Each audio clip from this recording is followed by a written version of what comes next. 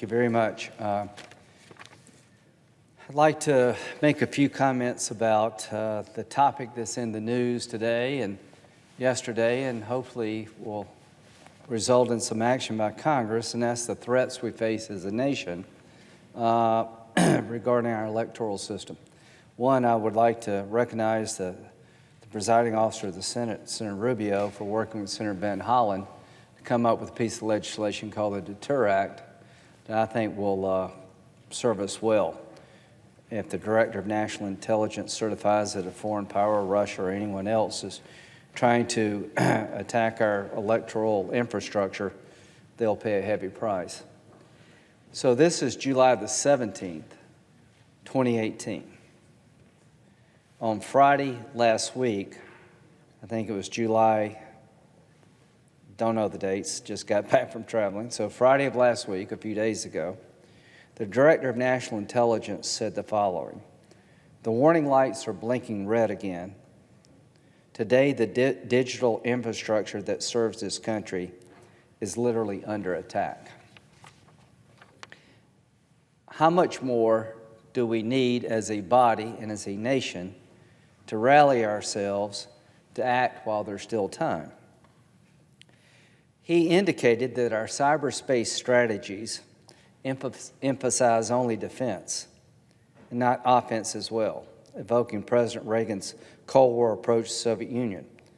Mr. Coates suggested if Russia continued to try to take on the United States in the cyber arena, then the administration should throw everything we have into that exercise. Every member of Congress, every member of the Senate, as well as the President, has an obligation to defend the nation against all enemies, foreign and domestic. I am 1,000% convinced that the Russians meddled in our election in 2016. They did not change the outcome, but they did disrupt our election. The bottom line is they're still up to it. If you don't believe me, just ask Director of National Intelligence Dan Coates, who's a former member of this body. In August 2001, the 9/11 Commission found statements from the CIA that indicated that there was something afoot, that the lights are blinking red, but they couldn't point to bin Laden specifically. As we look back, how much accountability should the Bush administration have, and how much accountability should Congress have had back then? Did we miss the warning signs regarding the September 11th attack?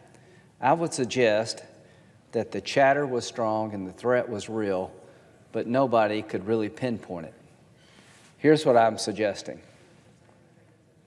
The chatter is strong, the threat is real, and we know exactly where it's coming from. The question is, will the House and Senate, working with the President, do anything about it? Senator Rubio and Ben Holland have chosen to try to do something about it. We're all eventually going to be in the history books. President Trump said today that he believed our electoral infrastructure needs to be made more secure. Not just electoral infrastructure, energy, financial services were under threat, and not just from Russia. So I want to look forward. I heard Senator McConnell say today that he'd like to find some bipartisan legislation that could come forward sooner rather than later, try to harden the infrastructure for the 2018 election.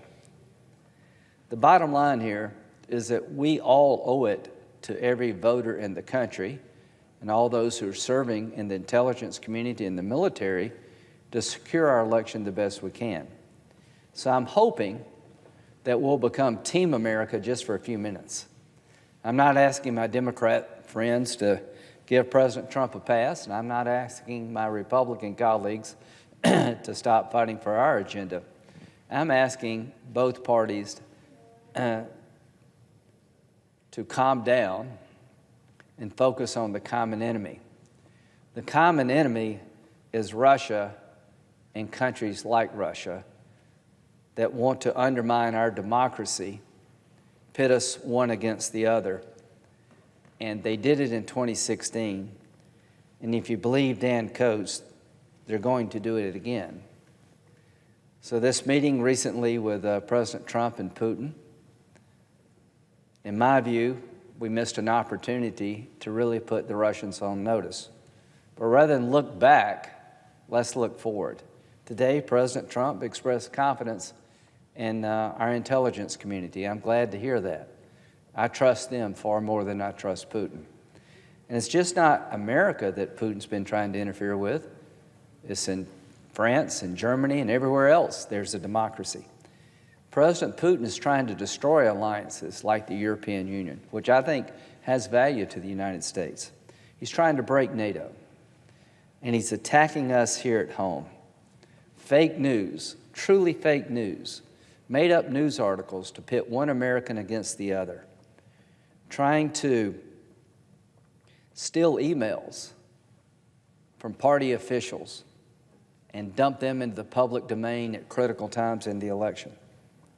What would I say to my Republican colleagues? It was the Democrats last time.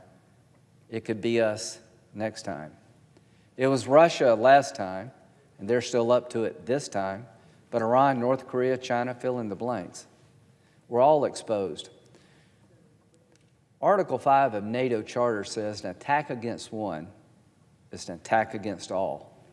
So I'd ask my colleagues tonight to think about that in terms of our democracy.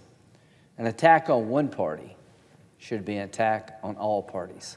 The Republican Party should take no comfort or glee in the fact that our Democratic friends were compromised in a very embarrassing way that hurt them.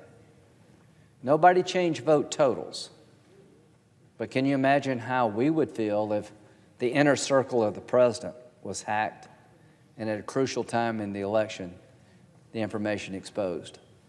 To my friends in the media, you got to make a hard decision. How much do you empower this? How much do you aid a foreign government by publishing this information? I believe we're at war in many ways.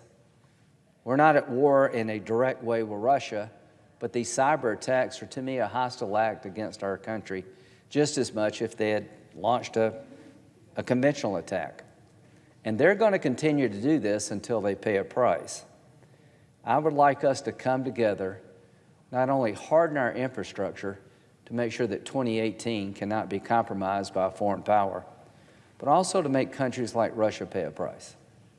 Senator Van Hollen, Senator Rubio have a very good piece of legislation that basically says if the Director of National Intelligence certifies that a foreign power like Russia is continuing to interfere in our election, then we'll up sanctions. We'll make it harder, not easier, on that foreign power. It's Russia today, it could be somebody else tomorrow, and it probably already is.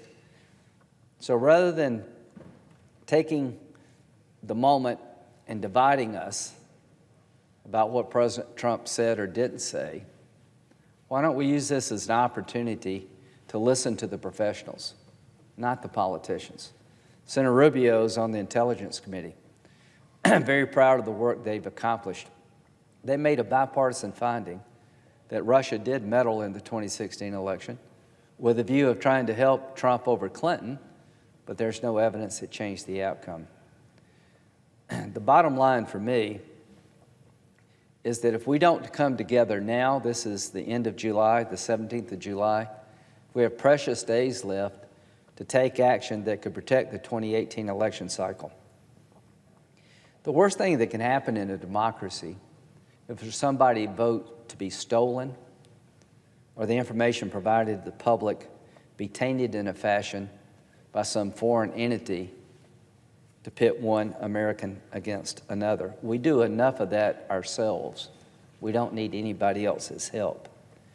And the record is clear in terms of 2016 that Russia was all over the place spreading disinformation, trying to create conflict within the Democratic primary, within the Republican primary, and during the general election.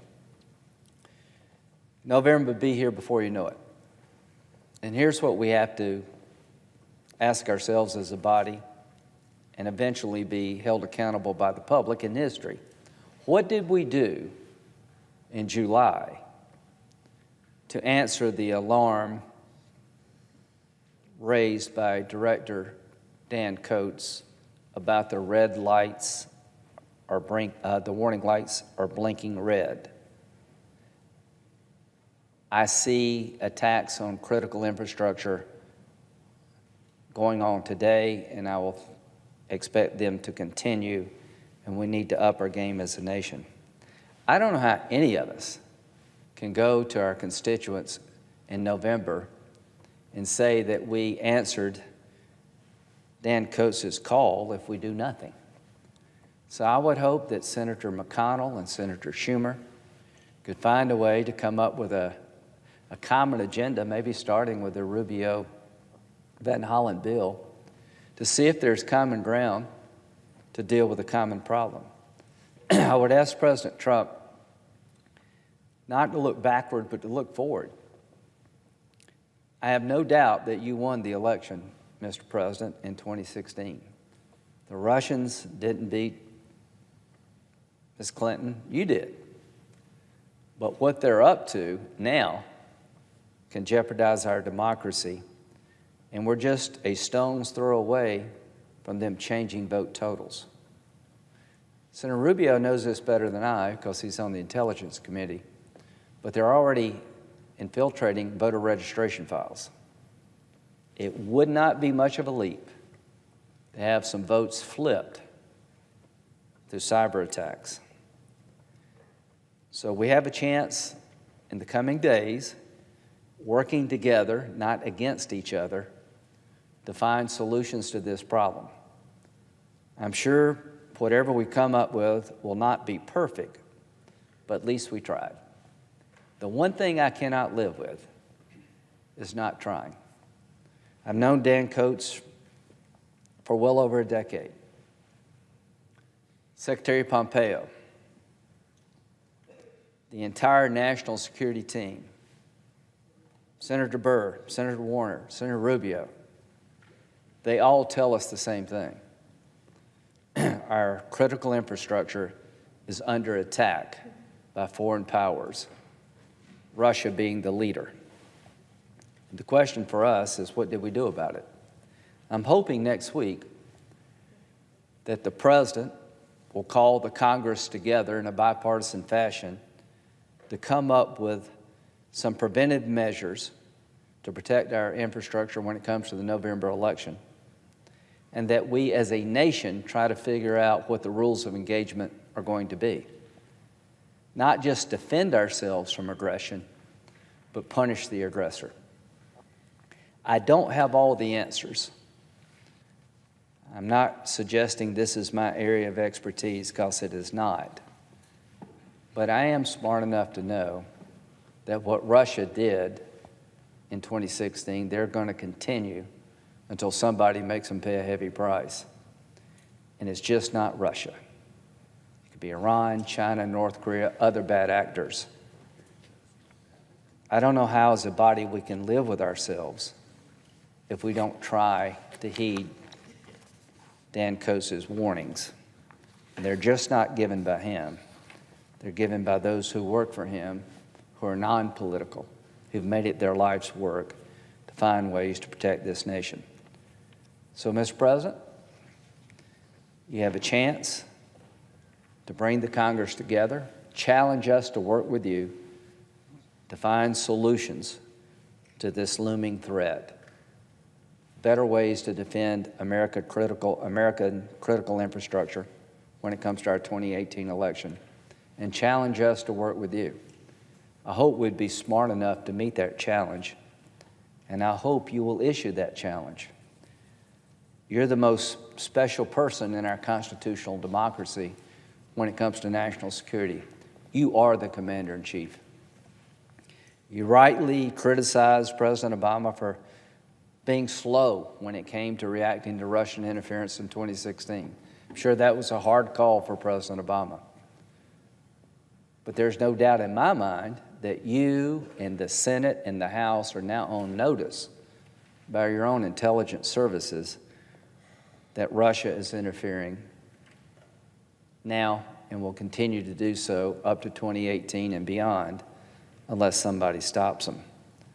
So at a minimum, we should come up with the defensive measures that are available to us, and we need to, as a nation, deal with this threat.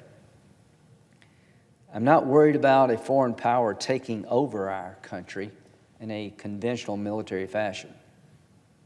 I am worried about foreign powers and terrorist organizations using cyber attacks to cripple our country, our economy, our finances, our energy, but most importantly, the heart and soul of democracy, which is free and fair election. Putin wants no part of a free and fair election. All of us should want very much to have a free and fair election in 2018. And we're not going to have one unless we push back together and push back now. I yield the floor.